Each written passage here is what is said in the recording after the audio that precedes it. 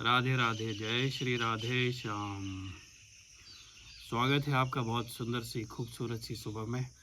आज के हमारे एकांतिक वार्तालाप के सेशन में आज हम एक भक्त के चरित्र का आपके साथ कथन श्रवण करेंगे, चर्चा करेंगे उनके। और भक्त का नाम है रामदास चर्मकार जी। तो रामदास चर्मकार जी के चरित्र में अंदर प्रवेश करने से पहले हम आपके साथ इस पवित्र स्थान को प्रणाम कर लेते हैं। जो शिला आप पीछे दर्शन कर रहे हैं, इस शिला का नाम विचार शिला है। और शंकराचार्य भगवान जो कि ज्योतिष पीठ के और द्वारका शारदा पीठ के दोनों पीठ के शंकराचार्य रहे हैं लगभग 50 वर्ष तक। आप ठीक समझ रहे हैं, स्वामी स्वरूपानंद जी महाराज, स्वरूपानंद सरस्वती जी महाराज। और उनके अभी 2 साल पहले ही उन्होंने अपना शरीर का त्याग किया है। और इस पवित्र स्थान पर इस जगह का नाम ज्योतेश्वर है, श्री राम ज्योतेश्वर। और यहाँ पे उनका एक समाधि भी है, समाधि मंदिर भी बना हुआ है। तो जब 1940-41 के आसपास स्वरूपानंद जी महाराज ने अपनी तपस्या तो बहुत पहले ही प्रारंभ कर दी थी, बचपन से प्रारंभ कर दी थी। ये वो स्थान है, ये वो शिला है जहाँ पर अभी तो काफ़ी यहाँ पर डेवलपमेंट, मैं आपको दर्शन भी कराऊँगा इस जगह के। तो काफ़ी डेवलपमेंट हो गया है। लेकिन उस समय जब वो अभी भी जंगल है, आप पीछे शायद आप देख पा रहे होंगे, नहीं तो मैं आपको दर्शन तो कराऊंगे। तो घनघोर जंगल में आके इस शिला पर उन्होंने आकर तपस्या की थी। तो आप भी इस जो विचार शिला है, तपस्या की थी, मतलब इस पर वो अपना ध्यान लगाते थे और विचार जिसको कहते हैं वो करते थे भगवान का। तो इस शिला को आप प्रणाम कर लीजिए, मैं भी प्रणाम कर लेता हूँ। और मैं आपको अभी जब हम रामदास चर्मकार जी का जो चरित्र है उसका जब अपन और कथन श्रवण कर लेंगे, उसकी चर्चा कर लेंगे, उसके बाद मैं आपको इस पवित्र स्थान के दर्शन भी कराऊंगा। बहुत सुंदर जगह है और असीम शांति है यहाँ पर। अभी लोग सुबह के लगभग 6, सवा 6 के आसपास समय हुआ होगा। तो आज नर्मदा जी ना जाकर आज हम इस स्थान पर पहुँचे हैं। तो राधा रानी की कृपा से हम पहुँचते हैं जहाँ भी। प्लान तो मैं कुछ करता हूँ लेकिन पहुँच कहीं और जाता हूँ। तो आइए रामदास चर्मकार जी का हम चरित्र का श्रवण करते हैं और उसके बाद फिर मैं आपको इस खूबसूरत जगह के दर्शन कराता हूँ। तो जैसा कि नाम समझ में आ रहा है, चर्मकार, जूते सुधारना, जूते बनाने का काम, मतलब जैसे तैसे अपनी आजीविका वो चलाते थे। और सत्संग में उनकी बड़ी रुचि थी। तो जहाँ कहीं भी कथा आदि होती थी भगवान की, वो सत्संग श्रवण करने के लिए पहुँच जाते थे। और जो भी सत्संग में लोग बैठते थे, श्रवण करते थे, तो सबसे पीछे जाके वो बैठते थे। और बहुत कुछ ज़्यादा तो उनको सत्संग में समझ में नहीं आता था, क्योंकि वो पढ़े लिखे थे नहीं वो। और चूँकि कामकाज भी रहता था तो बहुत ज़्यादा समय भी नहीं दे पाते थे। लेकिन हाँ, उनका भाव बहुत अच्छा था भगवान के प्रति श्रद्धा बहुत थी। और उनका एक कहना चाहिए मंत्र जैसा बन गया था। वो जैसे तैसे जब एकांत में रहते थे तो हे हरि मैं जैसो तैसो तेरो, ऐसे एकदम करुण पुकार से भगवान को पुकारते थे। और ये बार बार उसको दोहराते थे कि हे हरि मैं जैसो तैसो तेरो। तो अपना काम करते हुए निरंतर वो भगवान के चिंतन में रहते थे और ऐसे उनका जीवन चल रहा था। तो एक दिन क्या हुआ कि वहीं आसपास के गांव के किन्हीं चोरों के गुरुह मतलब कुछ ग्रुप ने कहीं पर किसी बड़े सेठ के यहाँ डाका डाला, चोरी की। बहुत सारा सामान उन्होंने चुराया। तो जो सामान उन्होंने चुराया, उस चुराए हुए सामान में उनको एक सुंदर सा, उनकी दृष्टि में एक पत्थर था, और जो कि असल में तो शालिग्राम भगवान थे, वो उनको प्राप्त हुआ। तो बाकी सामान तो उन्होंने बेच बाच दिया। अब शालिग्राम जी जो पत्थर है, उन्होंने सोचा कि ये हमारे क्या काम का। तो रामदास चर्मकार जी के पास गए और उन्होंने कहा कि रामदास जी, ये बड़ा सुंदर सा पत्थर है, आप जो औजार घिसते हैं पत्थर उनको नुकीला बनाने के लिए, उनको पैना करने के लिए, तो आपके पत्थर बहुत अच्छा काम आ सकता है। तो आप अगर हमें जूते दे दें तो इसके बदले में हम आपको ये पत्थर दे देंगे। तो रामदास जी को पत्थर अच्छा दिखा, सुंदर दिखा, और उनको भी लगा कि हाँ, इस पर मैं अपने औजार घिसूँगा तो अच्छी तरह से घिस जाएंगे उस पर। तो वो उसके लिए राज़ी हो गए और उन्होंने शालिग्राम, जो कि रामदास जी को भी नहीं मालूम कि वो शालिग्राम जी, उन्होंने एक पत्थर समझ के उनको ले लिया और उसके बदले में चोरों को जूते दे दिए। तो ऐसे वो बस उस जो अपने औजार हैं उस पर वो घिसते और हे हरि मैं जैसो तैसो तेरो, मतलब वो सारा अपना संसार का काम करते हुए, ये जो जूते बनाने और जूते सुधारने का काम करते हुए हमेशा चिंतन में भगवान के डूबे रहते थे। तो ऐसे ही उनका बस जीवन चलता रहा। एक दिन एक पंडित जी, ब्राह्मण भगवान जो है, उनके पास अपना जूता सुधरवाने के लिए आए। तो उन्होंने देखा, उनकी दृष्टि जो है वो उस पत्थर पर पड़ी और उन्होंने देखा कि इसमें तो भगवान के चिन्ह बने हुए हैं, चक्र का चिन्ह बना हुआ है। तो वो तो पहचान गए, ब्राह्मण देवता तो पहचानते ही शालिग्राम कैसे होता है। तो पहचान के वो उनसे कहने लगे कि अरे धूर्त, तू ये क्या कर रहा है? तो उन्होंने कहा कि ब्राह्मण देवता, मैं बस अपने औजार घिस रहा हूँ इस पत्थर पे, उनको पैना कर रहा हूँ। तो समझ गए कि ये मूढ़ आदमी है, इसको कुछ पता वता नहीं है कि ये शालिग्राम भगवान है। इसलिए अ, अपने पैरों के बीच में, पैर से ऐसे नहीं होता कि हम पैर में कई बार ऐसे फंसा लेते हैं और जैसे घिसते हैं, जब जोर जोर से घिसना होता है तो बोले इसको समझाने से कोई मतलब नहीं है। तो ब्राह्मण देवता के मन में आया कि क्यों ना ये शालिग्राम मैं ले लूँ। तो उन्होंने कहा कि आप इसके जितने पैसे चाहिए रामदास जी, उतने मैं दे दूँगा तुमको, और ये मुझे ये पत्थर दे दो। उन्होंने बताया नहीं कि शालिग्राम में भगवान है, उस समय नहीं बताया। तो रामदास जी ने कहा ठीक है। ब्राह्मण देवता को देख के उन्होंने कहा कि चलिए, इसके तो मैंने भी पैसे नहीं दिए थे जब इसको लिया था, तो आपसे भी क्या पैसे लेना, आप इसको ऐसे ले लीजिए। तो ब्राह्मण देवता बड़े प्रसन्न हो गए रामदास की बात सुनकर। ऐसे फिर रामदास जी से वो शालिग्राम जी लेकर ब्राह्मण देवता अपने घर पहुँचे और रास्ते में सोचे ही जा रहे थे कि कैसा मूढ़ आदमी है, मूर्ख आदमी है। अब तो मैं भगवान को लेके आ गया हूँ, भगवान का बढ़िया से उन्हें घर जाके अपना सुंदर सिंहासन पर विराजमान करा के उनको जल से, दूध से बढ़िया से अभिषेक वगैरह किया, स्नान वगैरह कराया, भगवान को जो भोग है वो भोग वोग लगाया, और जो वैदिक मंत्र वगैरह जो प्रक्रिया होती है भगवान की पूजा की, उन्होंने सारे विधि विधान से शालिग्राम भगवान की पूजा अर्चना शुरू कर दी। और मन ही मन बड़े प्रसन्न हो रहे थे कि भगवान तो मुझ पर प्रसन्न हो जाएंगे। कहाँ वो भगवान जो है शालिग्राम भगवान उस रामदास चर्मकार के यहाँ जूतों के बीच में, मतलब पैरों के बीच में पड़े रहते थे, और यहाँ मैं ला के उनको सिंहासन पर विराजमान करा के उनकी अच्छे से सेवा कर रहा हूँ, तो भगवान मुझ पर प्रसन्न हो जाएंगे, ऐसा उनके मन में हमेशा भाव आता रहता। तो ऐसे बस कुछ दिन बीतते गए और एक दिन भगवान जो है, अब चूँकि भगवान भाव के भूखे होते हैं और वो प्रक्रिया को इतना महत्व नहीं देते जितना भाव को देते हैं। तो रामदास जी के पास जब शालिग्राम जी थे, तो उनके अश्रुपात जब होते थे, तो वो आंसू जब शालिग्राम भगवान के ऊपर टपकते थे, उससे भगवान जो है उनके भाव से बड़े प्रसन्न होते थे।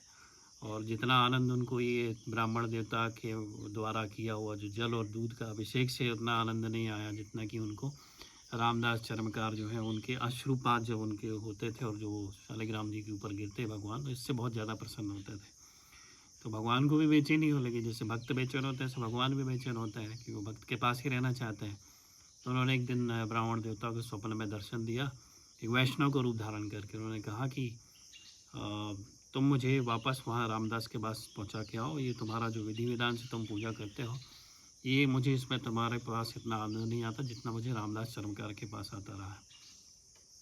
तो ब्राह्मण देवता ये बात सुन के तो आश्चर्यचकित रहे कि भगवान, मैं आपकी विधि विधान से पूजा करता हूँ और आपको भोग भी लगाता हूँ, स्नान कराता हूँ, सिंहासन पर बैठा हूँ, वो आदमी तो न कभी भोग लगाता है, जैसे तैसा रूखा सूखा, और तो और वो आपको दोनों पैरों के बीच बिछा के अपने औजार घिसता है, पैरों पैरों पर रखता है आपको, और आप उससे ज़्यादा प्रसन्न हो, मुझसे प्रसन्न नहीं हो। तो भगवान ने कहा कि वो जो हे हरि मैं जैसो तैसो तेरो, ये जब कह के वो करुण पुकार जो उसके हृदय से निकलती है, उसके आगे तुम्हारे वैदिक मंत्र भी मुझे नहीं भाते हैं। और जब उसके आंसू मेरे ऊपर गिरते हैं, तो तुम्हारा ये दूध जल से किया हुआ स्नान जो है, अभिषेक है, मुझे उन आंसुओं के आगे कुछ भी नहीं भाता है। तुम मुझे वहीं पहुँचाओ। अब चूँकि भगवान का आदेश, तो भगवान का आदेश जब उनकी नींद खुली ब्राह्मण देवता की, तो बड़ी उनको पीड़ा हुई कि कैसा है मैं, मेरे अंदर वो ऐसी क्या कमी है कि जो रामदास के अंदर है मेरे अंदर नहीं हो। भगवान उस पर ज़्यादा प्रसन्न है, मुझ पर प्रसन्न नहीं है। तो उनको एहसास हुआ कि कहीं न कहीं मेरे भाव में कमी है, और भगवान जो है भाव के भूखे होते हैं, प्रेम के भूखे होते हैं। वो विधि विधान तो ठीक है, अपनी जगह सब है, उचित है, होने भी चाहिए, लेकिन असली जो चीज़ भगवान को चाहिए वो चाहिए भक्ति, चाहिए प्रेम भाव चाहिए। तो अब चूँकि भगवान का आदेश था, तो उनको वो लेके कि चलो मुझे तो लेके जाना ही पड़ेगा। तो वो ऐसे एक वस्त्र में, सुंदर से वस्त्र में उनको ढक के शालिग्राम जी को वापस रामदास जी के यहाँ लेके पहुँच गए उनको देने के लिए।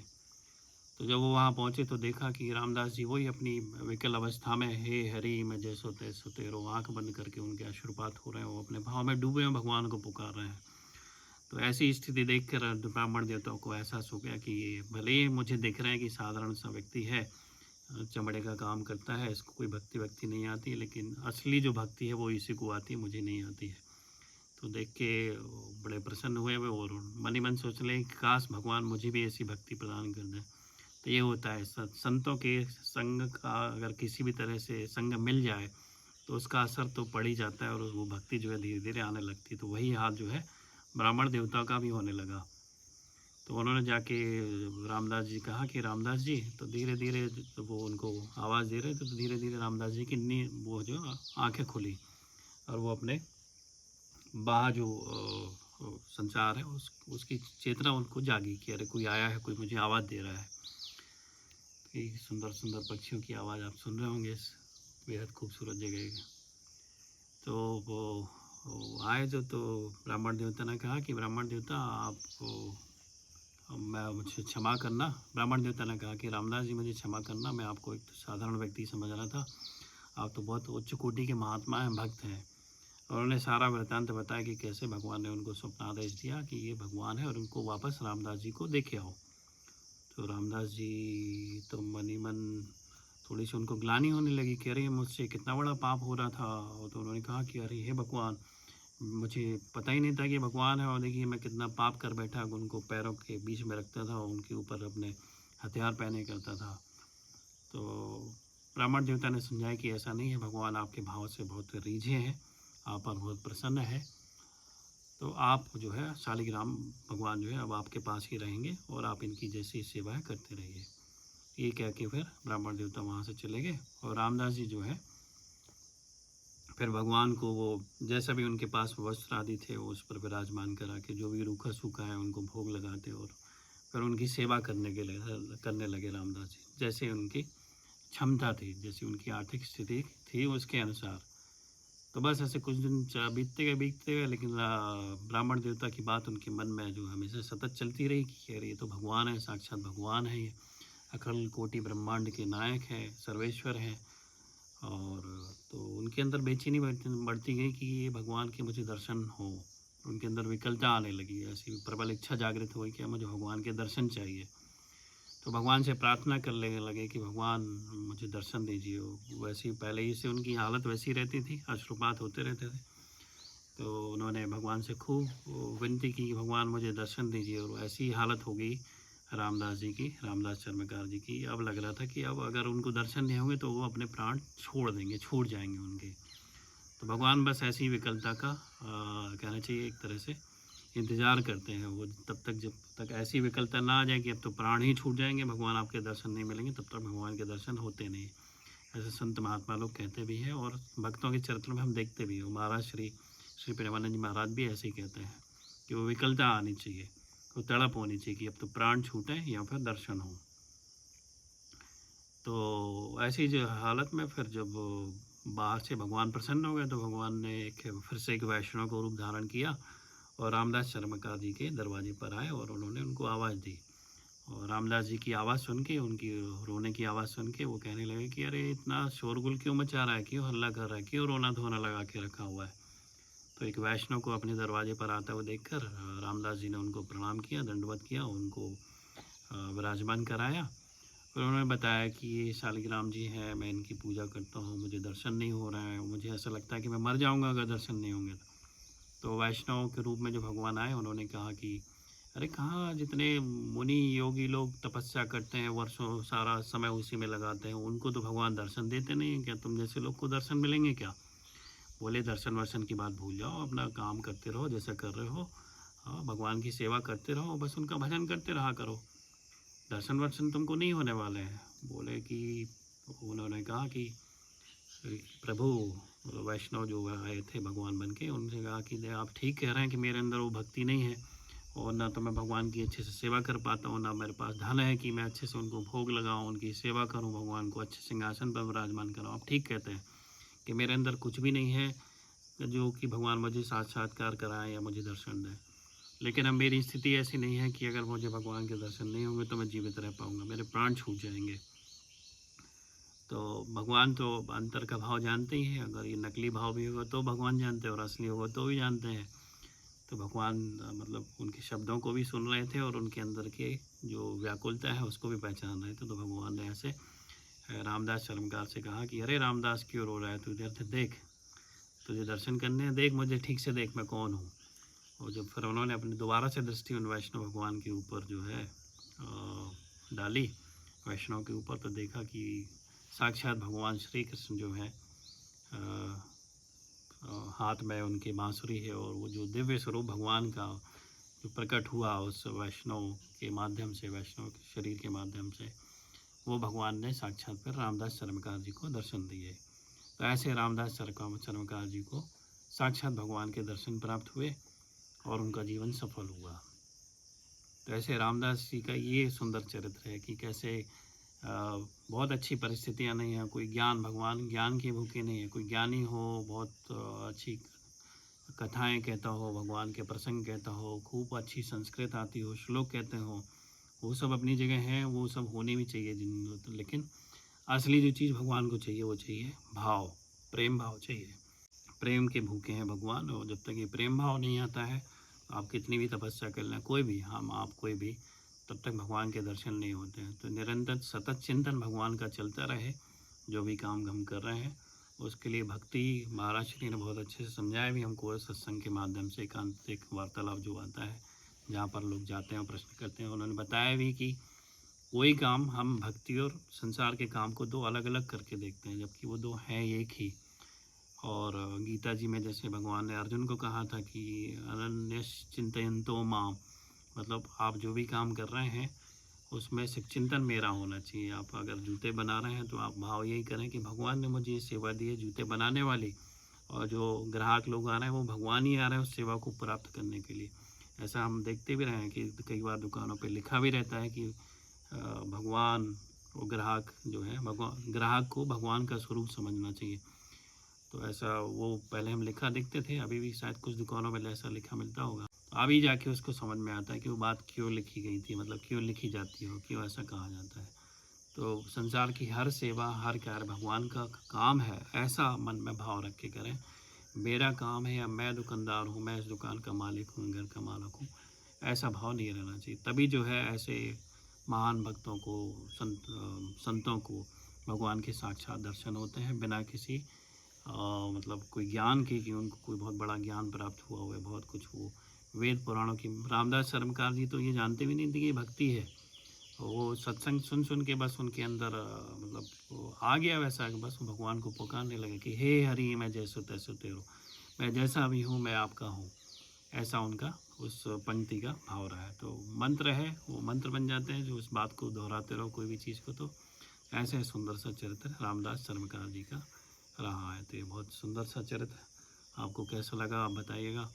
और जैसा कि हम बात कर रहे हैं कि कुछ अपने आध्यात्मिक जगत में जो इन चरित्रों के माध्यम से कोई विशेष फार्मूला निकल के क्लिक कर रहा हूँ तो आप उसको शेयर कीजिएगा। बस मूल जो है वो तो मूल मंत्र तो वही है, फार्मूला तो वही है कि बस चिंतन, भगवान का निरंतर सतत चिंतन होते रहना चाहिए, और ऐसा अभ्यास हमको लगे। संसार में जब हम पहुँचेंगे तो बड़ी स्वाभाविक सी बात है, उस पुराने अभ्यास की वजह से हमें वो भाव जल्दी से नहीं आता कि भगवान का ही स्वरूप है, भगवान ही है। स्वरूप में लगता है कि जैसे भगवान कुछ अलग है और वो कुछ अलग है, तो मतलब भगवान ही है। ऐसा जब बार बार हम अभ्यास करते रहते हैं तो धीरे धीरे वो हमारे मन में संसार में भी चलने लगता है, और शायद बहुत लंबे अभ्यास के बाद वो निरंतर वैसा होने लगे। तो आइए मैं आपको ना इस खूबसूरत सी जगह के एक सुंदर से आपको दर्शन करा देता हूँ। राधे राधे, श्री राधे। ये देखिए ये शिला है, सुंदर सी घंटी लगी है, अब की तरफ से मैं बजा देता हूँ। यहाँ पे शंकराचार्य जी महाराज अपना तप करते रहे। देखिए कितना खूबसूरत सा यहाँ पर जंगल है, और एक सुंदर निर्माण यहाँ पर लगा दिया गया है। ये देखिए यहाँ लिखा भी है, श्री 108 जगत गुरु स्वामी स्वरूपानंद जी महाराज की पवित्र तपो ज्ञान स्थली। तो यहीं पर उनको तपस्या करते हुए शायद साक्षात्कार भगवान का प्राप्त हुआ हो, मतलब इनकी तपस्थली रही है शुरुआत की। देखिए कितना सुंदर ये जगह है, वाह। और यहाँ की असीम शांति ना मेडिटेशन के, भगवान में ध्यान लगाने के लिए मतलब सर्वोत्तम है, बहुत उपयुक्त है। इतना सुंदर यहाँ कुछ आपको चल के दर्शन कराऊँ। यहाँ बड़े प्यारे से कुंड जैसे भी कुछ बने हैं, जल आदि भरा हुआ है। अभी सुबह का समय है तो कोई पहुँचा नहीं है। तो वाह कितनी शानदार जगह है। मैं आज सोच ही रहा था जब यहाँ पहुँचा मैं कि कहाँ बैठ के आपके साथ वार्तालाप करूं। ये कितना सुंदर वातावरण है, जंगल ही जंगल है, अभी भी जंगल लगा हुआ है और संरक्षित जगह है ये। फूल पत्तियां तोड़ने पर 500 रुपये दंड। ये है बहुत सुंदर स्थान है, देखिए आप। तो यहाँ पे आके ना बस मन अपने आप शांत हो जाता है। जो प्यारी प्यारी पक्षियों की चहचहाट है, सुंदर सुंदर शीतल मंद वायु जो यहाँ बहती रहती है। तो यहाँ जब आप आएँ तो भोजन आदि यहाँ पर अंदर बैठकर करना मना है। वाह जी, तो अपनी माला वगैरह ज़रूर लेके आइएगा आप। ये कितना सुंदर जगह है। बाहर से भी आपको दिखा देता हूँ कि कैसा गेट है। वाह, ये गेट है दूसरा वाला, हम इसको खोलते हैं।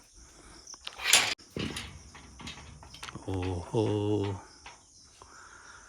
श्री शंकराचार्य महाराज की जय। ये है विचारशिला, वहाँ एक बोर्ड लगा है।